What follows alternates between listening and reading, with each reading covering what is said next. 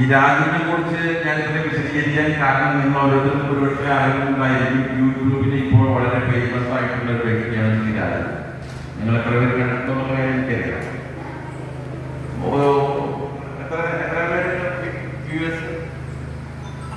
US ഒരുപാട് ഉണ്ട് എന്നുള്ളതാണ് പറയുന്നത്. അപ്പൊ എന്തായാലും രാജു അങ്ങേര് നല്ലൊരു പാട്ടുകാരനാണ്, അതാണ് രസം. അടിപൊളി ഒരു ഗായകനാണ്. ആ ഗായകൻ എന്നുള്ള രീതിയിൽ തന്നെയാണ് യൂട്യൂബിൽ അടിച്ചു കയറി ഇപ്പൊ രാജു ഒരു മിന്നും താരമാണ്. സത്യം പറയുന്നത് യൂട്യൂബ് കഴിഞ്ഞിട്ട് പോയിട്ട് നിങ്ങൾ യൂട്യൂബ് സെർച്ച് ചെയ്യുന്ന ആരും തന്നെ ഉണ്ടാവില്ല. നമ്മുടെ കുട്ടികൾക്ക് ഇപ്പോൾ ഏറ്റവും ചുരുങ്ങിയ ആയുധം എന്ന് പറയുന്നതാണ്. അപ്പോ ഇത് കഴിഞ്ഞ് രാജു എന്ന്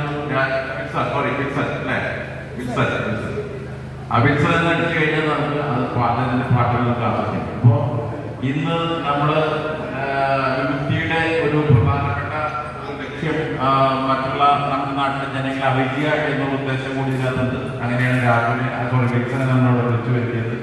ശ്രീ രാജു കൊണ്ടേയിട്ട് അദ്ദേഹം വന്നിരിക്കുകയാണ്. അദ്ദേഹത്തിന് മനോഹരമായിട്ടുള്ള ഒരു ഭക്തിഗാനത്തോടുകൂടി നമ്മുടെ ചടങ്ങാണ്. ഈ പരിപാടിക്ക് ഒരു ഭക്തിഗാനത്തോടുകൂടി ആരംഭിക്കാനായിട്ട് ശ്രീ വിൽസനെ ഞാൻ